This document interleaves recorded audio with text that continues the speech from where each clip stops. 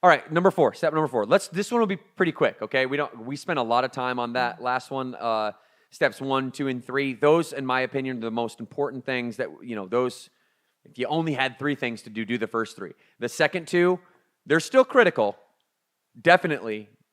I mean, this is called the critical 5 steps. So like, I want you to focus and pay attention. But if 5 steps are overwhelming and you're like, DK, I can't really execute all 5 of these things right now. Hey, one at a time, okay? Step number 4 is sleep and act within your circadian rhythm. So good sleep, very simply put, is 6 hours or more. Listen, if you're sleeping more than 9 hours, you probably don't need it. I was going to say, can you sleep too much? You can sleep too much. You can be, I mean, there's some science that shows that too much, I mean, I don't really... It's not really the studies on sleeping too much aren't that appealing to me. But what is appealing to me is like the practicality of it. Is if you sleep too much, it's like we get one life. Like you need to sleep.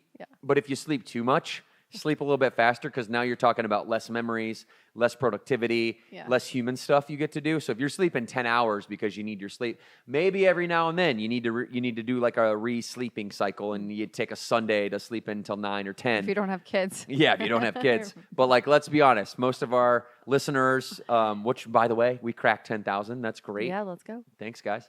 Most of you are parents. So... we're all just laughing like, haha. Yeah, like, I'm lucky if I get 6 hours. So yeah. I get a toe in my mouth at about like 7:30 at the very latest on the weekends, like from my kids crawling in bed with me and kicking me in the face to wake up. Yeah. But any less than 6 hours, there's very appealing and significant literature that shows that you're going to lower your risk. You're going to increase your risk 20 to 30% of this chronic disease, this all-cause mortality, if you are sleeping less than 6 hours chronically, right? So 6, 7, 8, 9 hours, somewhere in that 6 to 9 hour range. If you can work on getting up at the same time every day, going to sleep at the same time every day, that's circadian rhythm. That's your body's natural clock. That's going to regulate so many cascading pathologies hormonally in your body.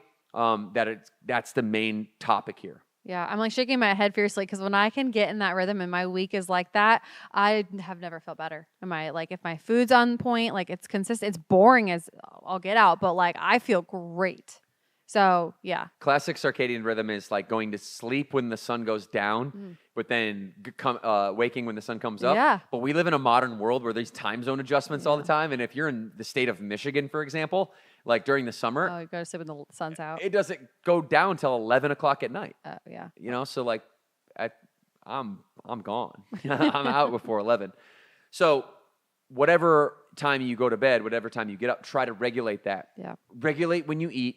Same time. Yep. Regulate when you sleep. Same time. Regulate when you exercise. Same time. The more you can get in sleeping, eating, exercising at the same time, that is, that's what I mean by the modern version of like being in your circadian rhythm. Sleep along, eat along, and exercise along with that rhythm. Get in a rhythm, and you're going to have better muscle recovery. You're going to have a better, especially at night, you're going to have a much better testosterone, growth hormone release, which is so important in men and women for recovery. If we eat a ton of carbohydrates right before we go to bed because we lack discipline momentarily, we got excited and we ate a box of cereal or something, you're blunting. I've done that before many times. You're going to blunt your GH, and you're just going to feel like crap in the morning.